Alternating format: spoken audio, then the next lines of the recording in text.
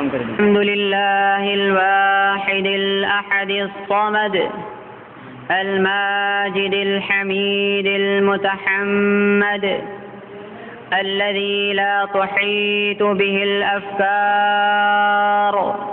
ولا تنتهي إليه الأسرار ولا تدركه البصائر والأبصار والصلاة والسلام على عبده الأعبد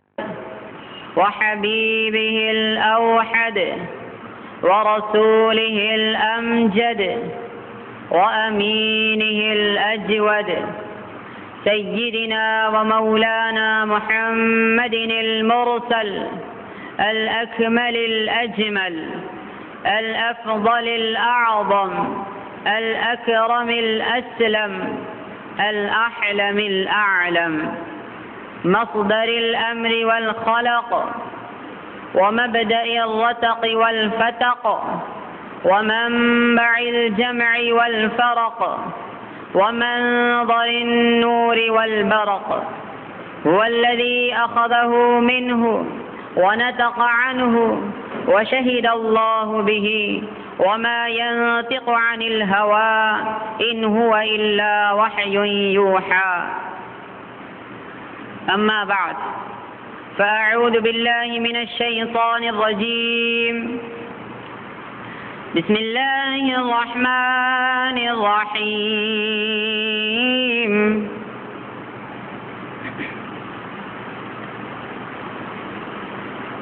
ولا تحسبن الذين قتلوا في سبيل الله أمواتا بل أحياء ولكن لا تشعرون. صدق الله المولانا العظيم وبلغنا رسوله النبي الأمين الحليم المكين الكريم ونحن على ذلك لمن الشاهدين والشاكرين. قال الله تبارك وتعالى في شان حبيبه الكريم ورسوله الأمين: إن الله وملائكته يصلون على النبي يا أيها الذين آمنوا صلوا عليه وسلموا تسليما.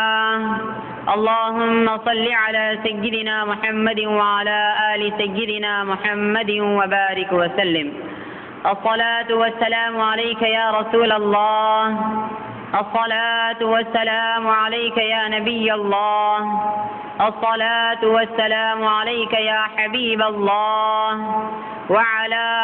آلك وأصحابك يا نور الله صلى الله تعالى عليك وسلم.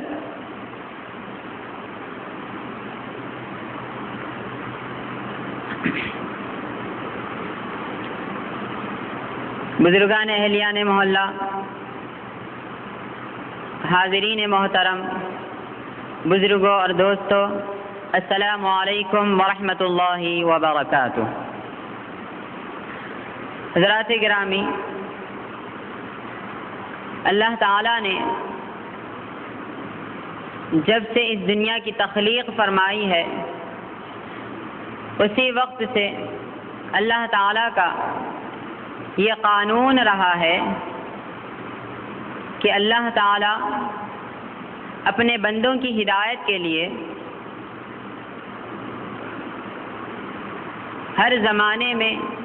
ہر قوم میں، ہر امت میں اللہ تعالیٰ نے ایک نبی کو مبعوث فرمایا.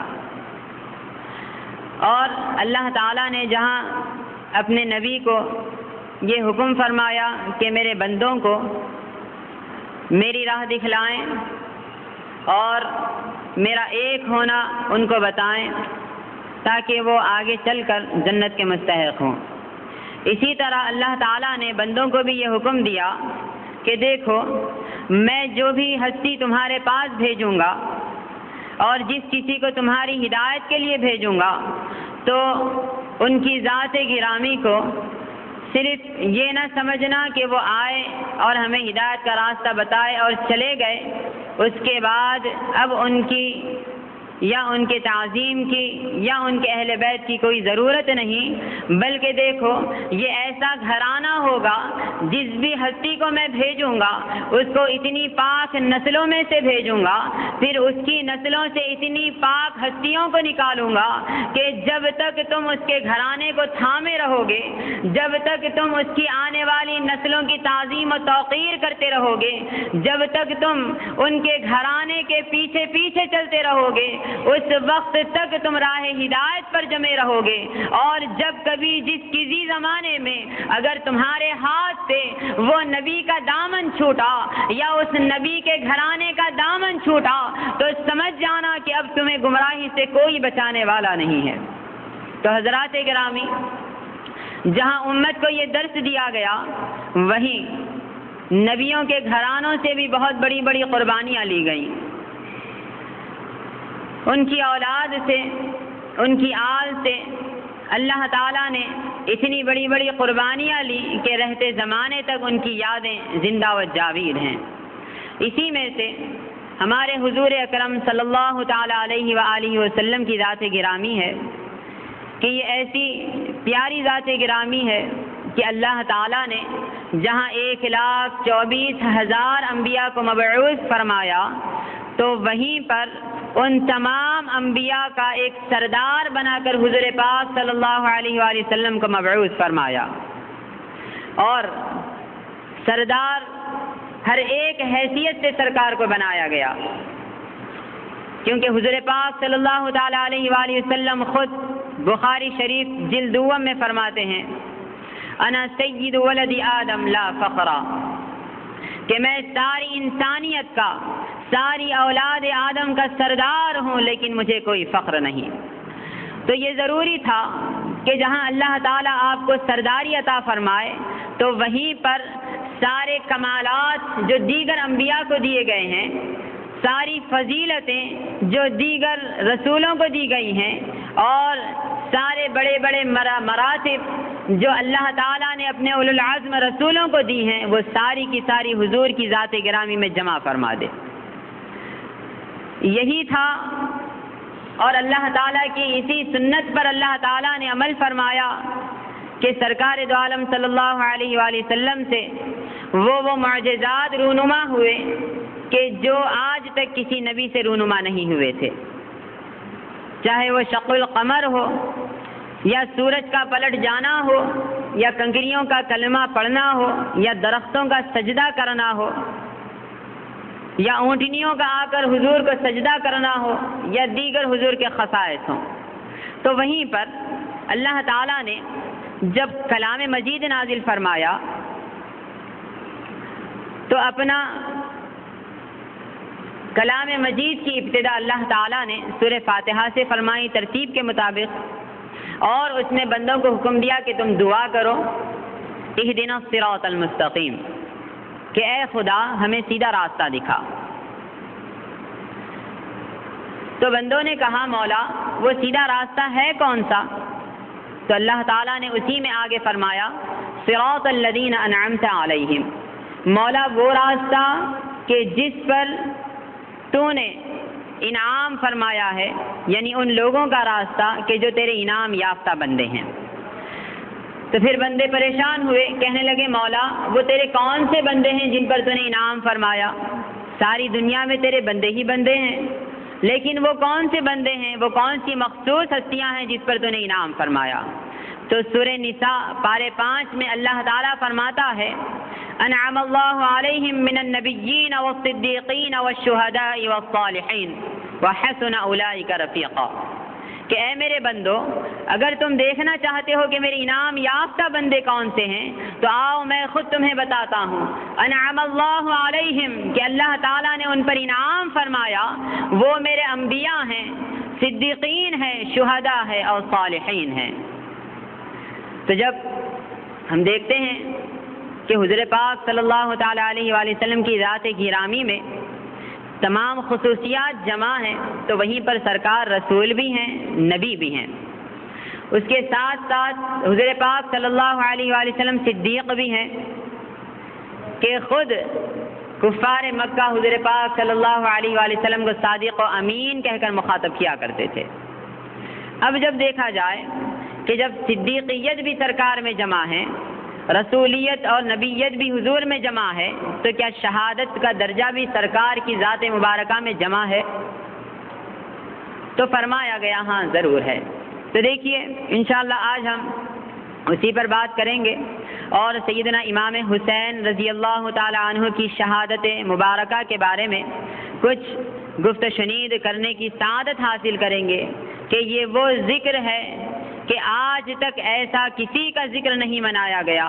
اور امام حسین کی وہ ذات گرامی ہے کہ دنیا جب سے شروع ہوئی ہے اس وقت سے آج تک کسی ذات کے غم میں اتنے آنسو نہیں بہائے گئے جتنے امام حسین کے غم میں آنسو بہائے گئے ہیں۔ تو حضرات گرامی، یہ وہی ذکر ہے کہ جو دلوں کو زندہ و جاوید رکھتا ہے، یہ وہی ذکر ہے کہ جس کے ذکر میں جب آنسو ٹپک جاتے ہیں تو اللہ تعالیٰ ان آنسوؤں کو مقبول کر لیتا ہے اور ان آنسوؤں کے طفیل جہنم کی آگ کو بھی ٹھنڈا فرما دیتا ہے۔ جیسا کہ کسی نے خوب فرمایا، دل رو رہا ہے جس پہ وہ ذکر امام ہے، دل رو رہا ہے جس پہ وہ ذکر امام ہے، مومن کے واسطے یہ غم تمام ہے، مومن کے واسطے تو یہ غم نا تمام ہے۔ اے کربلا جو آج یہاں تشنا کام ہے، اے کربلا جو آج یہاں تشنا کام ہے، پینے کو اس کے واسطے کوثر کا جام ہے، پینے کو اس کے واسطے کوثر کا جام ہے۔ سر دے دیا اور نہ طاقت طاغوت سے ڈرے، سر دے دیا اور نہ طاقت طاغوت سے ڈرے، یہ صرف خاندان محمد کا کام ہے۔ دن دھوپ میں گزرا تو شبنم میں شب کٹی، دن دھوپ میں گزرا تو شبنم میں شب کٹی، آل نبی کا کرب و بلا میں قیام ہے، آل نبی کا کرب و بلا میں قیام ہے۔ تو حضرات گرامی، ہم امام حسین رضی اللہ تعالیٰ عنہ کی ذات گرامی پر کچھ کہنے اور سننے سے پہلے یہ مناسب سمجھتے ہیں کہ سب سے پہلے شہید کا معنی ہمیں معلوم ہو جائے کہ شہید کہتے کس کو ہیں۔ کیوں کہ امام حسین کی وہ شہادت کبریٰ کو جاننے سے پہلے، امام حسین کی وہ شہادت عظمیٰ کو جاننے اور اس کی واقفیت سے پہلے یہ حق بنتا ہے کہ پہلے جس بارے میں جانا جا رہا ہے اس کے بارے میں کچھ واقفیت حاصل ہو جائے۔ تو دیکھیے اللہ تعالیٰ نے جہاں قرآن مجید میں شہادت کا ذکر فرمایا تو وہیں شہادت کے کئی معنی بھی بیان فرمائے۔ تو اب ہم دیکھیں گے شہید کو شہید کیوں کہا جاتا ہے، اس کے معنی کیا ہوتے ہیں۔ تو دیکھیے فرماتے ہیں اللہ تعالیٰ کلام مجید میں، ان کنتم شہداء اذ حضر یعقوب الموت، سورہ بقرہ سورہ نمبر 2 آیت نمبر 133، کہ شہادت کا سب سے پہلا معنی فرماتے ہیں حاضر ہونا۔ شہادت کا معنی ہے حاضر ہونا۔ تو اس سے کیا مراد؟ تو اللہ تعالیٰ کلام میں فرماتے ہیں بنی اسرائیل کو اور ان سے پوچھتے ہیں کہ جب کہ تم یعقوب علیہ السلام کے وصال کے وقت تم ان کے پاس حاضر تھے تو تم نے دیکھا کہ انہوں نے کیا وصیت کی ہے۔ تو اس سے ہمیں بس یہ بات لینا ہے کہ یہاں پر شہید کے معنی حاضر ہونا ہے۔ اسی طرح ہم جنازے کی جو دعا پڑھتے ہیں اس میں بھی ہم پڑھتے ہیں اللہم اغفر لحینا ومیتنا وشاہدنا وغائبنا، اور اس میں بھی شاہدنا سے مراد حاضرین ہے کہ وہ لوگ جو حاضر ہیں اللہ ان کی بھی مغفرت فرما۔ تو اب دیکھیے جب شہید کا معنی حاضر ہونا ہوا تو اب شہید کے معنی کیا ہوئے؟ وہ کہاں حاضر ہوتا ہے یا اس کے پاس کیا چیز حاضر ہوتی ہے؟ تو فرماتے ہیں کہ جب اللہ کا بندہ اپنے حبیب کا امتی اللہ تعالیٰ کی راہ میں جہاد کے لیے نکلتا ہے اور اللہ تعالیٰ کی راہ میں تلوار اٹھاتا ہے اور اس کی راہ میں لڑتا ہوا، اس کی راہ میں خون بہاتا ہوا جب میدان کارزار میں شہید ہوتا ہے تو فرماتے ہیں حضور پاک صلی اللہ تعالی علیہ وآلہ وسلم کہ جیسا ہی یہاں پر شہید کی روح قفس عنصری سے پرواز کر جاتی ہے، اسی کے ساتھ ہی اللہ تعالیٰ اس کی روح کو اپنے سامنے حاضر کر لیتا ہے اور اپنی دید عطا فرماتا ہے۔ تو حضرات گرامی، شہید کا معنی یہ ہوا کہ شہید حاضر ہوتا ہے تو جیسے ہی اس کی روح مبارک اس کے جسم سے نکلتی ہے وہ خدا کی بارگاہ میں حاضر ہو جاتا ہے اور سارے حجابات اس کے سامنے سے ہٹا دیے جاتے ہیں۔ اسی طرح فرماتے ہیں کہ شہید کا جو معنی یہ حاضر ہونا ہے، اس کا دوسرا مطلب بھی ہے کہ حضور پاک صلی اللہ تعالی علیہ وآلہ وسلم فرماتے ہیں کہ جب حضرت جابر بن عبداللہ رضی اللہ تعالی عنہ روتے ہوئے حضور کی خدمت میں آئے اور آپ کے والد حضرت عبداللہ جنگ احد میں شہید ہو گئے اور وہ بے انتہا رو رہے تھے، تو حضور پاک صلی اللہ علیہ وآلہ وسلم نے فرمایا کہ اے جابر رو مت، میں دیکھ رہا ہوں کہ تمہارے والد کے جنازے پر سارے فرشتے حاضر ہو گئے ہیں اور اپنے پروں سے ان کو سایہ کر رہے ہیں۔ تو حضرات گرامی، شہید کا معنی یہ ہوا کہ شہید کے پاس فرشتے بھی حاضر ہوتے ہیں اور اس کے استقبال کے لیے آتے ہیں اور اپنے پروں سے اس پر سایہ کیا کرتے ہیں۔ اب دیکھیے، اسی کے ساتھ ساتھ شہید میں بہت سی خصوصیات ہیں، وہیں پر شہید کا ایک دوسرا معنی بھی لیں گے کہ شہید کا معنی فرماتے ہیں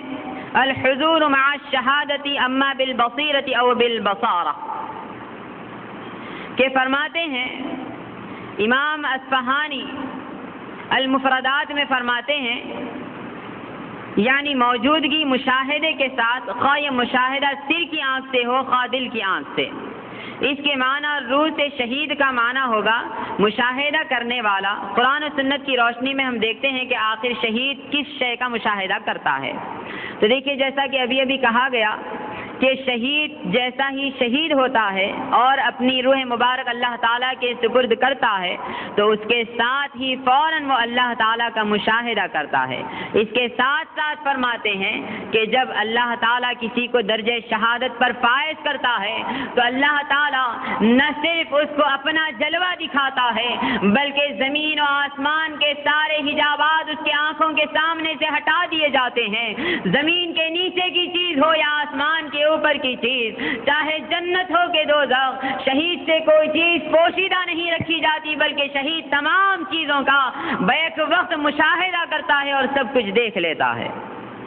تو اسی لیے اس کو شہید کہا جاتا ہے۔ اب دیکھیے حضرات گرامی، شہید کے اور کئی معنی ہیں۔ اسی طرح فرماتے ہیں شہید کا ایک معنی آتا ہے مدد کرنا، یعنی مددگار۔ وہ کس طرح؟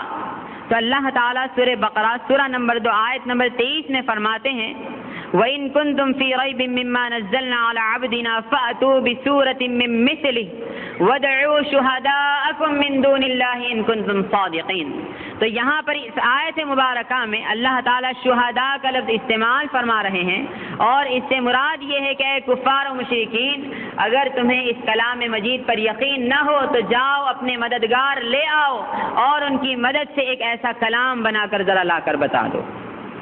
تو اب یہاں پر جب شہید کا معنی مددگار کے آتے ہیں تو پھر اس کے شہید میں کیا معنی ہوئے؟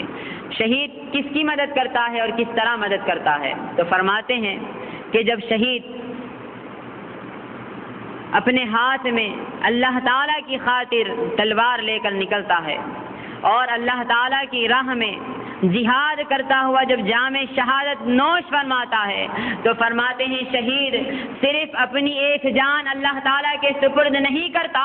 بلکہ وہ انسانیت کے لیے یہ مدد کر جاتا ہے کہ اس کی شہادت کو دیکھ کر سوتی ہوئی آنکھیں جاگ اٹھتی ہیں، اس کی شہادت کو دیکھ کر جو لوگ دین میں پیچھے ہیں وہ آگے بڑھ جاتے ہیں، اس کی شہادت کو دیکھ کر سب دین کے کاموں میں مستغرق ہو جاتے ہیں۔ اسی کے ساتھ وہ دین کی رہنمائی میں مدد کر جاتا ہے، دین کی سربلندی میں مدد کر جاتا ہے، اللہ تعالیٰ کے اعلاء کلمہ حق میں مدد کر جاتا ہے۔ غرض کے شہید صرف اپنی جان نہیں دیتا بلکہ اپنی ایک ذات سے اسلام کا نام بلند کر جاتا ہے اور دین کی مدد کر جاتا ہے۔ تو حضرات گرامی شہید کا یہ معنی ہوا کہ شہید وہ ذات ہوتی ہے جو اللہ تعالیٰ کے دین کی مدد کرتی ہے، اللہ تعالیٰ کے بندوں کی مددگار ہوتی ہے، اور اپنی جان اللہ تعالیٰ کے سپرد کرتے ہوئے بھی ساری